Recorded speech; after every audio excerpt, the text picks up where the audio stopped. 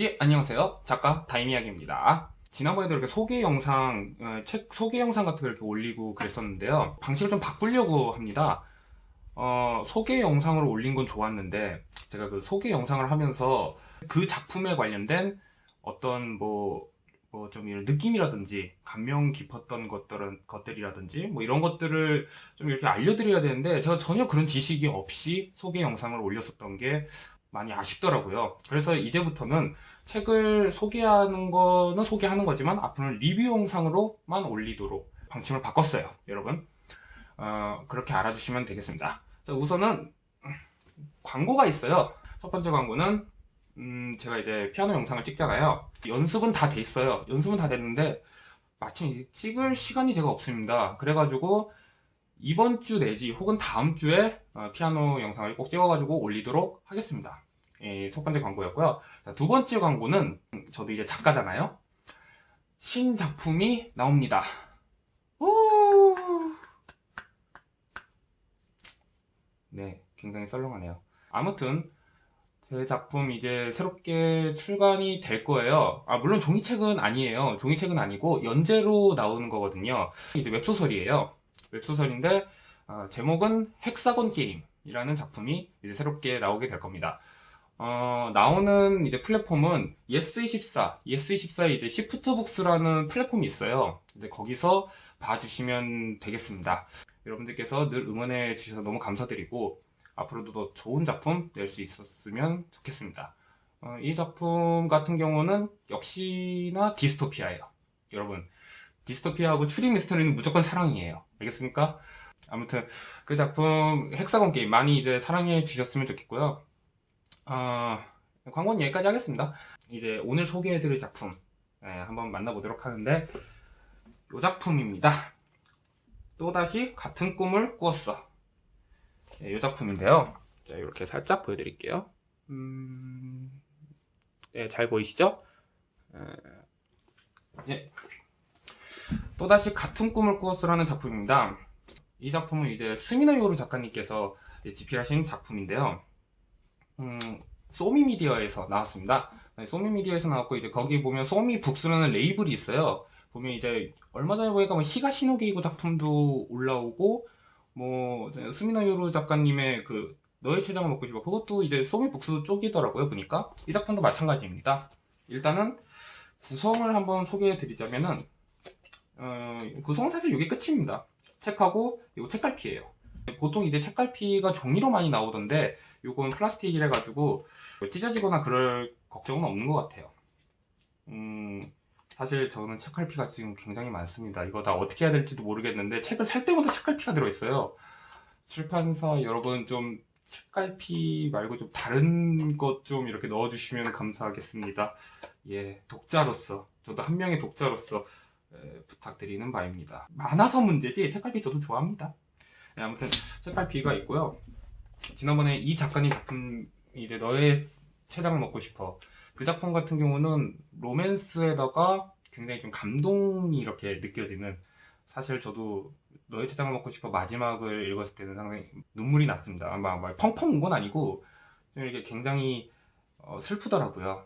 그 내용이 조금 사실 뒷부분이 약간 좀 어이가 없는 상황이 갑자기 발생해가지고 그 부분은 조금 그랬었는데 그래도 여운을 남겨주는 그런 작품으로 제 인상이 많이 남았거든요. 너의 췌장을 먹고 싶어도 충분히 이렇게 소개를 해드릴 만한 리뷰를 해드릴 만한 작품이긴 하지만 그건 이제 너무 많은 분들이 알고 계시기 때문에 제가 굳이 리뷰를 하지 않아도 될 것 같아요. 이 작품 같은 경우는 이제 스미노 요루 작가님의 두 번째 작품으로 현재 이제 나왔는데요. 이 작품은 사실 말해서 감동이라고 보긴 어렵습니다. 이 작품은 감동보다는 좀 따뜻한 이야기예요. 따뜻한 이야기고 이제 약간 현대 동화 같은 느낌? 이제 그런 작품으로 이제 봐주시면 되겠습니다.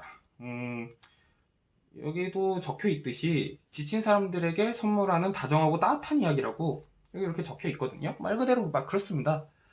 여러분들께서 이 작품을 읽으실 때는 뭐 여러 가지를 많이 느끼겠지만 판타지가 조금 섞여 있어요. 예, 판타지가 조금 섞여 있습니다. 읽어보시면서 아마 좀 그런 부분을 느끼실 거예요, 여러분들도. 그리고 전체적으로 로맨스보다는 굉장히 좀 동화 같은 느낌인 것 같습니다. 이 작품을 보고 생각나는 이제 여러분들에게 전해주고 싶은 감상이라고 하면 딱 하나밖에 없는 것 같아요. 행복. 한국 사람들은 굉장히 행복이라는 단어에 좀 인색하죠? 네, 그렇습니다. 왜냐면은 나는 불행해. 라는 게 너무 머릿속에 이게 가득 차 있어요, 한국 사람들은. 유독 한국 사람 좀 심하다는 생각이 저는 많이 들거든요. 여러분들도 이제 행복하다라는 표현하고 불행하다라는 표현하고 어느 걸 더 많이 사용하시나요? 사실 저도 제가 이제 불행하다라는 생각을 더 많이 하는 것 같아요. 이게 잘못됐죠, 사실. 잘못된 겁니다. 행복해야 돼요, 사람은. 네, 그거를 이 작품이 알려줍니다. 그래서 여러분들이 혹여라도 막 이제 좀 자신의 행복 혹은 자신의 인생에 관련돼서 굉장히 좀 회의적이고 비관적이고 막 이제 좀 그런 마음을 이제 그런 생각을 느낌을 받고 계시는 분들이 계신다면은 이 작품 한 번씩 읽어보시면 좋을 것 같습니다. 이 작품의 이제 주인공으로 나온 이제 요 표지에 나와 있는 요 사람인데요. 여자, 사실 시점이 초등학생 시점으로 나옵니다. 네, 초등학생 1인칭 시점인데요. 주인공 시점으로 나오는데요. 이름이 나노카죠? 그 주인공 이름이 나노카라는 이제 되게 발랄하고 똑똑하고 책 좋아하고, 근데 반면에 자기가 좀 이제 좀 똑똑하기 때문에 주위 사람들이 약간 좀 모자라게 평가를 하는 좀 그런 약간 우월주의라고 해도 맞나요? 아무튼 그런 성향의 여자아이가 주인공이에요. 나노카라는 애가 주인공인데, 뭐 딱히 스토리적인 부분에서는 그렇게까지 뭐 눈에 띄는 건 없습니다. 그냥 나노카가 뭐 학교를 다니고 부모님과의 어떤 일이 있고 어떠한 사람들을 만나가며 벌어지는 그냥 일상일, 그게 끝이에요. 하지만 거기서 계속해서 보여주고 있는 내용이 행복이라는 주제예요. 나노카가 항상 이렇게 말하는 단어가 있습니다. 이제 길 가면서도 이제 얘기하고 이제 스스로 생각을 하면서도 막 읊는 그런 대사가 있어요. 제가 그 대사가 여기 있죠. 행복은 제 발로 걸어오지 않아. 그러니 내 발로 찾아가야지. 요 문장이 굉장히 좀 뭐라고 해야 될까요? 어떻게 생각하면 약간 오글거리는 대사일 수도 있는데요. 잘 생각해보면은 사실 이게 맞는 말이거든요. 뭐랄까, 저도 이제 그런 게 굉장히 많아요. 불행하면은 누구 때문에 불행해, 뭐 때문에 힘들어, 다 주위 탓, 모든 게 주변 잘못이야. 내 잘못은 거의 생각 안 해요. 물론 곰곰이 생각해보면은 내 잘못도 분명히 있는 건 맞는데 사실 그거를 인정하고 싶어 하지 않습니다. 좀 그런 경우가 무의식 중에 있어요. 아마 여러분들도 그런 게 조금씩은 있을 겁니다. 제가 가장 싫어하는 단어가 뭐냐면 헬조선이라는 단어예요. 전 진짜 헬조선이라는 말이 싫습니다. 왜 헬조선이 됐을까? 내가 지옥에서 살고 있다는 느낌인데 굳이 그렇게까지 해서 내가 불행하게 느껴야 될 이유가 없잖아요. 처음이자 마지막 사는 인생인데. 약간의 제 과거 얘기를 이렇게 해드린다면요. 저는 제가 그렇게까지 불행해질 거라는 걸 상상을 한 번도 해본 적이 없었습니다. 무슨 일이 있었느냐. 고등학생 때 피아노를 이렇게 치고 있었어요. 그날도 이제 그때는 제가 이제 부모님과 같이 살았거든요. 이제 거실에서 피아노를 치고 있었는데 갑자기 어머니께서 저를 불렀어요. 안방으로 불렀습니다.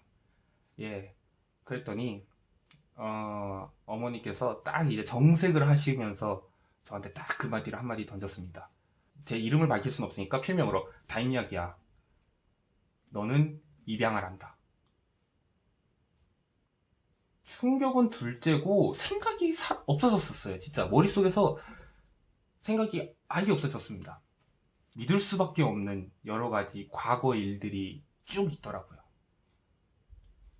어머니께서는 일단 임신 사진이 없어요. 그러니까 제가 이제 뱃속에 있는 사진 있잖아요. 그런 임신 사진이 없습니다. 생각해보니까. 저는 그때까지 그거를 그렇게 추측을 하거나 뭐 그러질 않았어요. 굉장히 충격이었습니다. 아버지께서도 혈액형을 이제 숨기고 계셨고, 제가 이제 B형이거든요.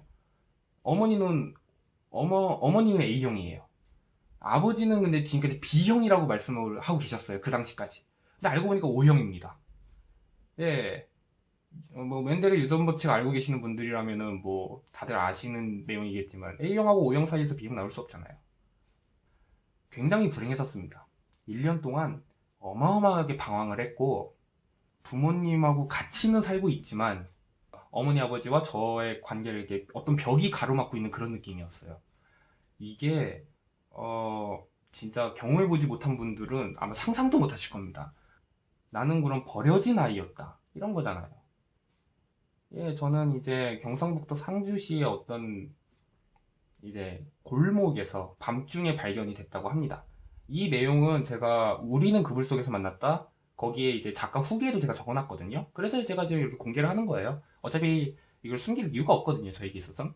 아무튼 뭐 그렇게 버려진 아이를 누가 이렇게 발견을 하셔가지고 이제 상주 경찰서에 신고를 해가지고 저는 이제 입양원으로 보내집니다. 입양원으로 보내졌어요. 그리고 입양원에서 현재 제 부모님을 만나게 된 거죠. 예, 그거를 저희 어머니 아버지께서는 고등학생 때까지 숨기고 계셨던 거죠. 그 얘기를 들을 때 굉장히 불행하다고 생각을 했지만 결국에는 제가 움직이지 않으면은 제가 찾아가지 않으면 행복은 오지 않았어요. 제가 아무리 방황을 하고 뭐해도 주위 사람들은 저에게 어차피 아무런 관심도 없거든요. 결국엔 제 마음은 제가 추스려야 됐었던 거고 제가 행복을 찾아 나아가다 보니까 결국 지금의 작가의 자리까지 오게 됐어요. 네, 저는 그래서 굉장히 행복합니다. 물론 이제 사적인 불행은 있을 수는 있어요. 근데 저는 그 부분에 관련돼서 그 저의 큰 스토리에 관련돼서는 큰 행복을 찾았다고 생각합니다. 왜냐면은 만약에 제가 입양아라는 그 얘기를 부모님한테 듣지 못했더라면은 저는 지금 작가를 할 수가 없었어요. 제가 그 얘기를 듣고 나서 부모님께 제가 입양아라는 사실을 듣고 나서 전 작가가 될 수 있었거든요. 그래서 저는 굉장히 행복한 것 같습니다. 뭐 제가 이거 좀 굉장히 우울한 얘기를 지금 해버렸기 때문에 여러분들께 좀 죄송한 마음이 있지만 아무튼 뭐 궁극적으로 제가 하고 싶은 말은 결국 행복은 자신이 찾아가는 거예요. 그러니 이 책 한번 읽어보세요. 이 부분은 자를까?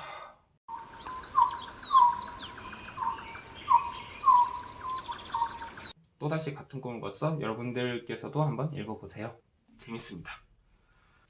소미북스에서 나오는 작품들이 이런 작품들이 굉장히 많아요. 감동적인 작품이라고 해야 될까요?